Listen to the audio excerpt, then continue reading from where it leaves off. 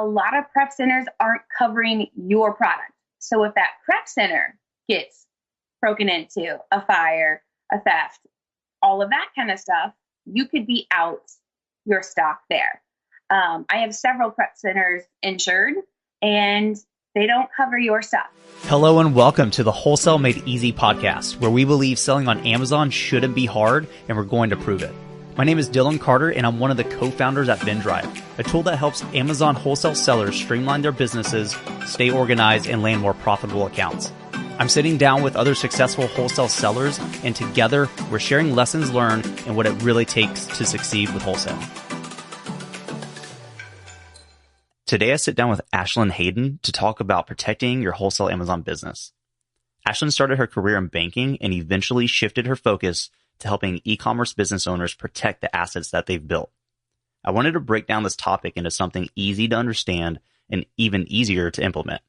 So if you've been confused or slightly worried about what kind of protection you need for your Amazon business, this episode is perfect for you. So let's get to the episode. All right, Ashlin, thank you so much for taking the time. Yeah, thanks for having me. So you're going to talk about a topic that doesn't get brought up often enough, in my opinion. And it's something we really don't like talking about for some reason, but we should. And I'm going to paint it two different ways. It's insurance, but it's really protecting your assets of the business that you've built so far. Absolutely. So kind of briefly talk about how you got into this, what you do, and how it all works. Yeah, so I know it's a real sexy topic, but I promise I'll keep it light and funny. I kind of got into insurance by accident. I was in banking first, and I was a branch manager for like almost 11 years. And I was moving from the Chicagoland area down to Indianapolis. And my ex-mother-in-law at the time was like, hey, you should sell insurance. I heard there's some good money in it. And I was like, I do not want to be a used car salesman. I just don't want to do it. And she's like, just take the interview and see where it goes. So I interviewed with a large company, and the guy was like, this is a man's industry. You can't sell insurance, and the men will outsell you every day. And I'm like, screw it. The challenge accepted. So I took the job. I was rookie of the year, top rep in the state, third in the entire company, and realized I was really good at it. So I did it with that company for a couple of years and realized that I was working for the man. I was working 60 hours a week, and I had nothing to show for it. So I decided to go out on my own, open up my own company. And one of my customers was Chris Wilkie from FBA Masters. And he came to me and was like, hey, Amazon's changing the rules, and I have to have this general liability policy. Can you help me? And I was like, no, Chris, it's not worth my time. No one likes you guys. You're Right. the stepchildren. Yep. No one likes ecom people. I was like, it's just not worth it. And he kept bugging me and bugging me and bugging me. So I finally was able to find somebody that would write him. And he came back and he's like, oh, by the way, I have this Facebook group with X thousands of people. Can I post your information? And I was like, all right, 15. Okay, now it's worth my time. Yeah. I fell into the ecom world. And then I started to go to conferences and realize like what an amazing community you guys have built. It's not like any other type of industry that I've ever worked for. The love and compassion and just how much you guys want to see each other grow. It was just mind blowing to me. And I really just fell in love. So I kind of put not all my eggs in one basket, but I focused a lot of attention on this. So it's become a lot of my business. I mean, I still do the auto and home and life insurance and all that stuff too, but I love this community. And I love how much you guys just grow around each other. So that's kind of how I got into it. And it's crazy. You guys are absolutely nuts. Yeah. If there's one word to describe this community, it is nuts. Yeah. But in like a cool, positive way, like we're willing to try a bunch of different things and just be scrappy, figure it out. There's always a solution to a problem. But I like your point, and it really makes sense. If anybody's been in this, I hate to call it an industry, but for longer than 3 or 4 months, really, you've seen that community and you've been pulled into at least, I mean, there's so many different little nodes, I would say, of this community. but it's easy to get pulled in and it's easy to ask questions to get real answers. Nobody feels like you're actually competing.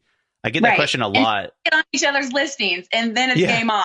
Yeah, exactly. Yeah, it's totally like nobody's going to share their username, like their seller, like storefront name, but we'll help out. But I'll tell you, when I first went to my first conference, I was like, "Oh, what do you sell?" And they're like, "I can't tell you." I was like, "Why can't you tell me?" And it was just shocking at how secretive everybody was about what products they sold. And then when I started doing the insurance for them, I'm like, I have to know. I have to know what you're selling now. You have to tell.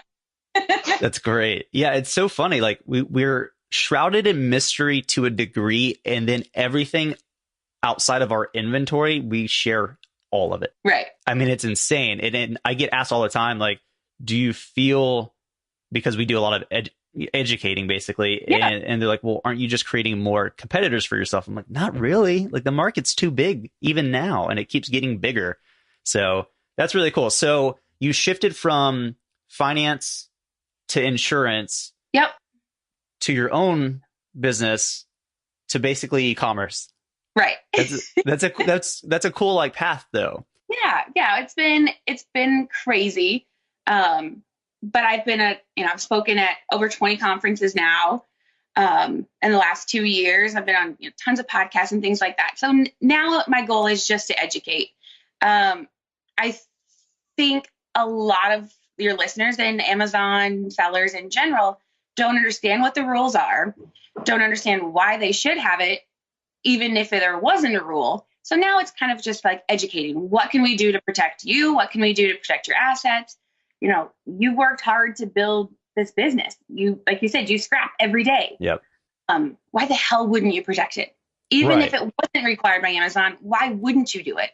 Yeah. And that's something we just don't consider, because for the majority of the early days, it's just trying to make it work. Right. And then it does. And then, okay, now you have something you need to protect. Now there's a different equation you have to account for. And that's really where like you come in. Yeah. So kind of the rules. So Amazon requires you to have $1 million general liability policy.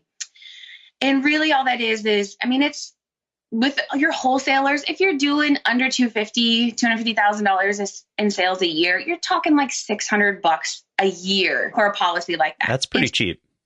Super cheap. Yeah. Why wouldn't you do it? I mean, that's like an hour and a half of an attorney's time. Oh my gosh. So for itself when you make your first phone call to your attorney.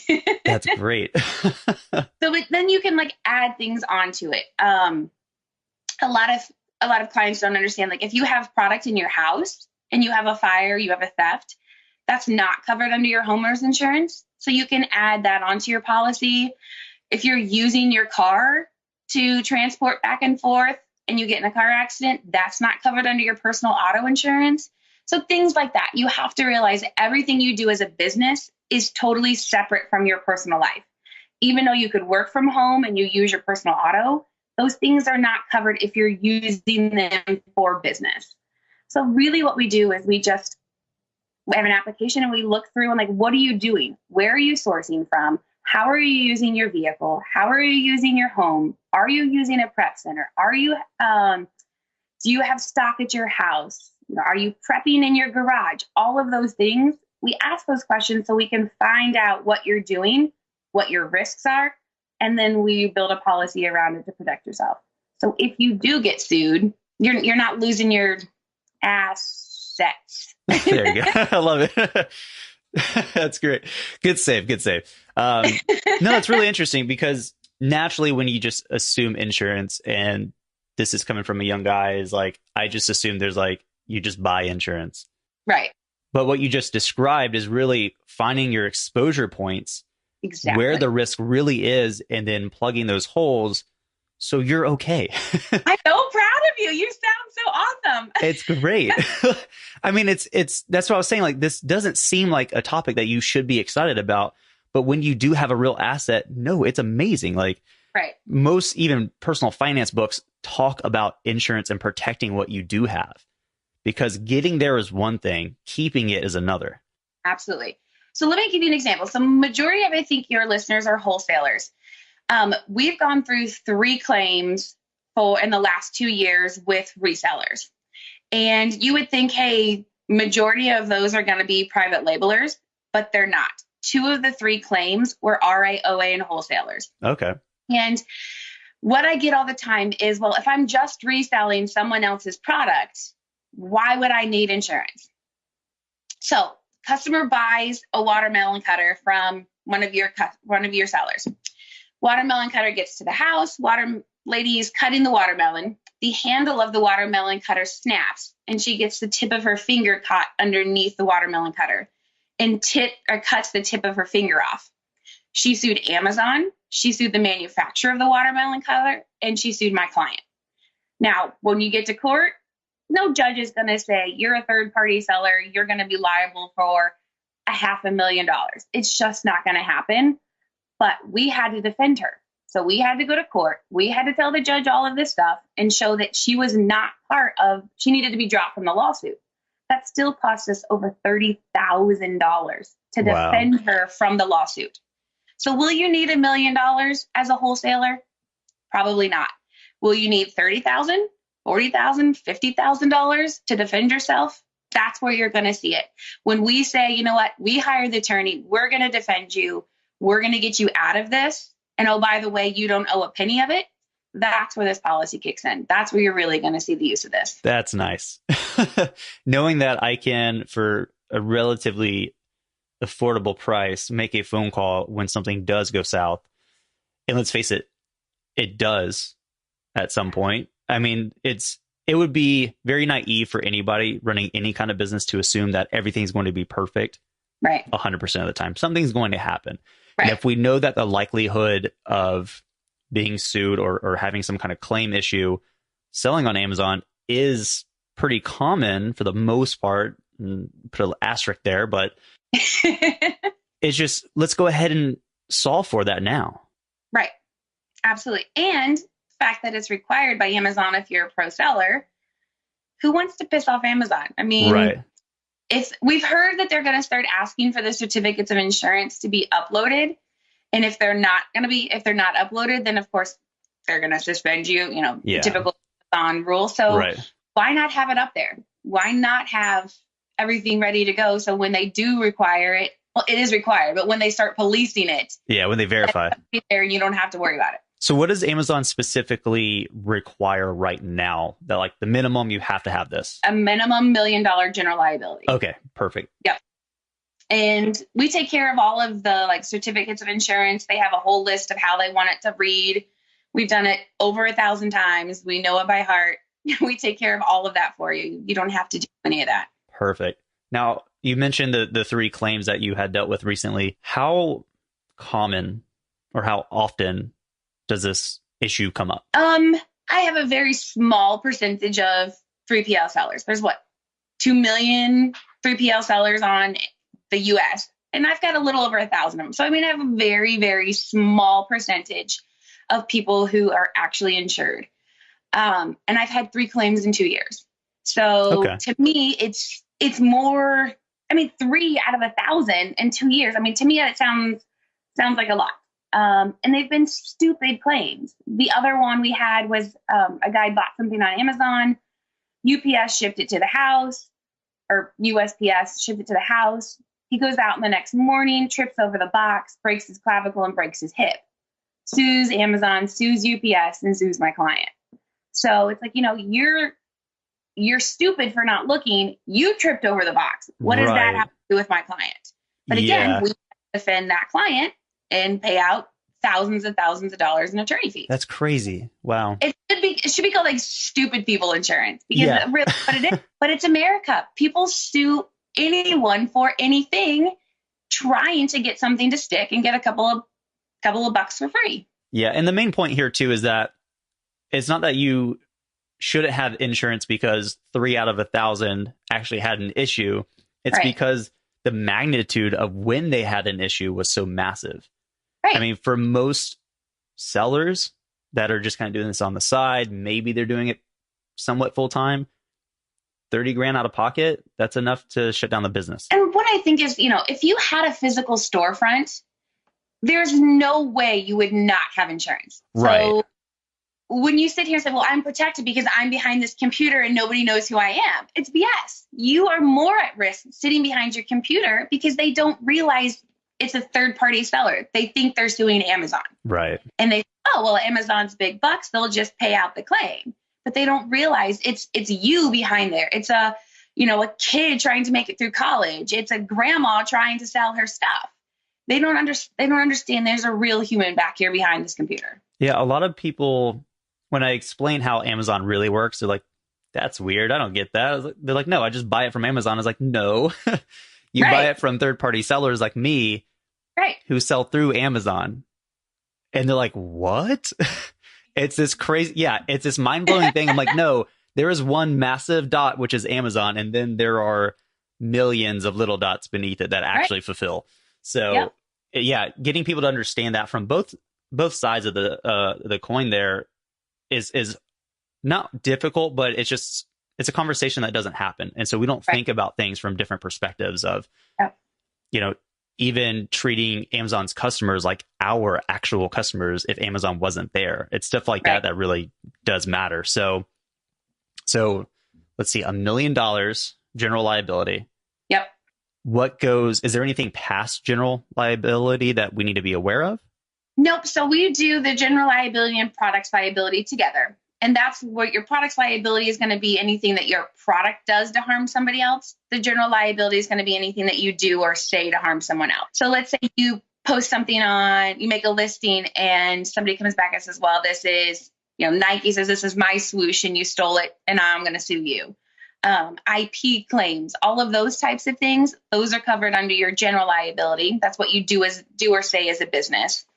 Your products liability is going to be what the products do. So that's going to be that watermelon cutter that you sold from somebody else. That's where that product liability is going to kick in. So we combine those two together, make one policy. It's a heck of a lot cheaper to do that way. And that still is in the $600 to $800 range a year. Okay. That's so cheap. Super affordable. Right. I mean, the carriers let you do it monthly too. So, you can break it down into monthly payments and not even worry about it. It's really like a no-brainer to me. It is a no-brainer, right? Just for the amount of risk I'm immediately getting rid of for the cost, it's ridiculous. Right. That is insane. Now, let me paint it this way. So let's say I have people who work for me, whether they're employees or maybe even subcontractors, but they're helping me prep in my warehouse or in my garage. If they get hurt, is there liability there? So that's a workers' policy, which we do too.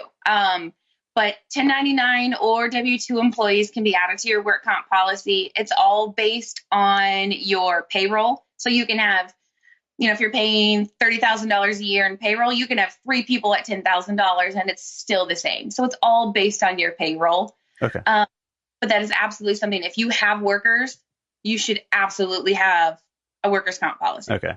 Because I know a if lot of somebody gets hurt, you're screwed. Okay. And that makes sense, right? I mean, logically. Yeah. So I feel like from what I see, a lot of sellers that are in that kind of growing phase where they're not quite, let's have full-time staff or even part-time employees, but let's just kind of we call them interns. Right. And basically neighborhood high school and college students to work for very cheap. Yeah. Is that a huge liability risk? I mean, is it worth paying a bit more and saying, hey, let's just do this right? Yes. Okay. You should. Yeah. Especially if they're college kids when they have nothing else to do except, sue you. Right. They get hurt. Their parents are going to come back like, oh, you hurt my kid.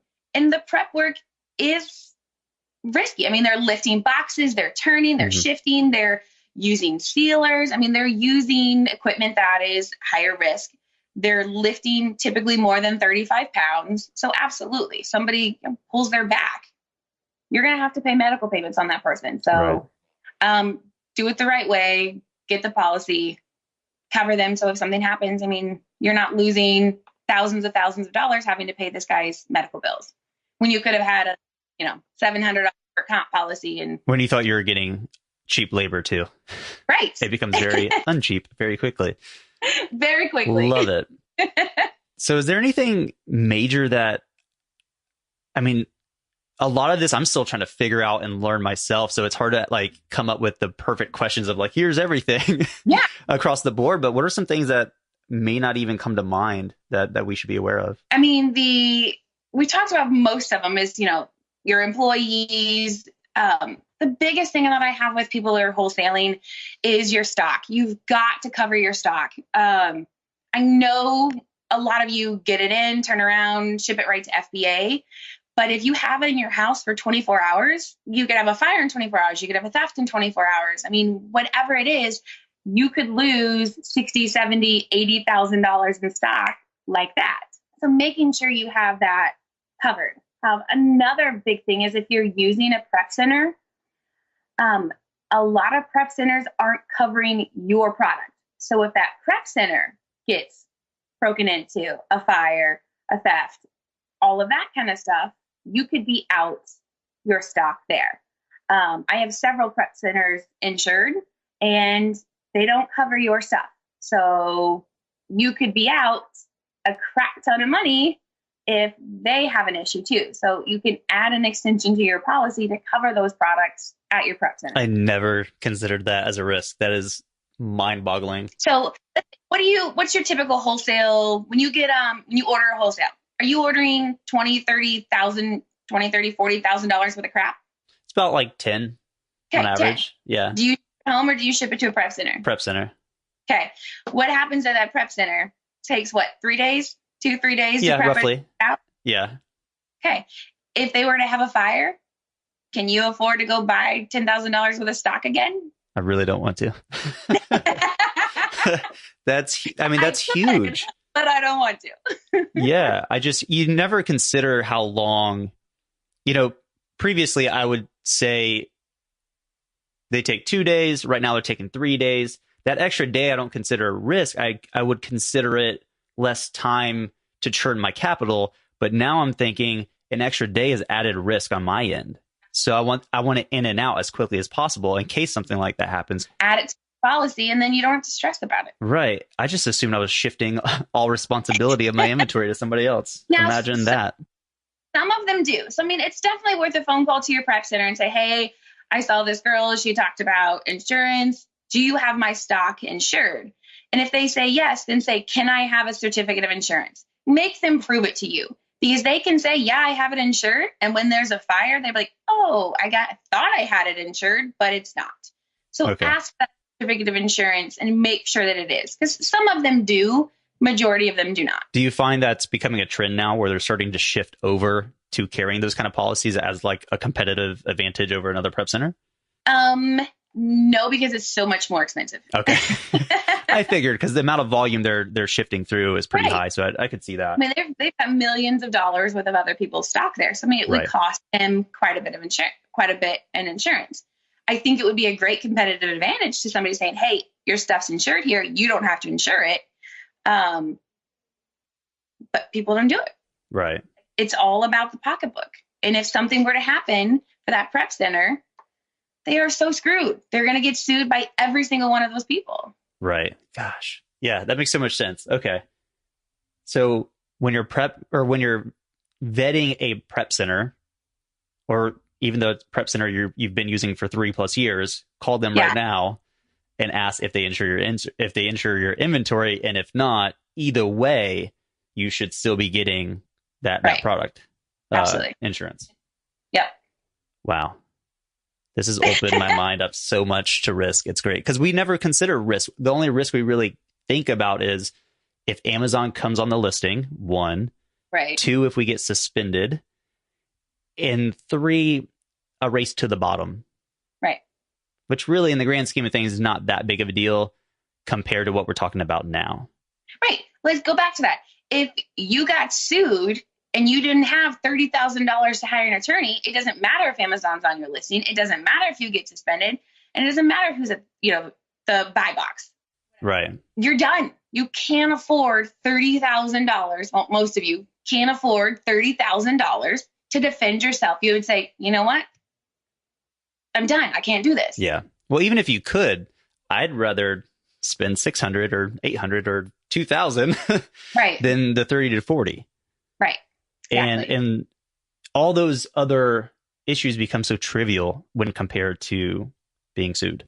Right. And having to go through, I'm not sure how long they take, but I assume they're not short cases, but like why even want to go through the effort and deal with all that stuff when you can just have this taken care of?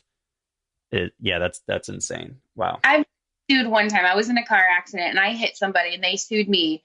And knowing that I could call my insurance carrier, I'm like, all right, I got sued. What do I do? And they're like, I'll take it from here.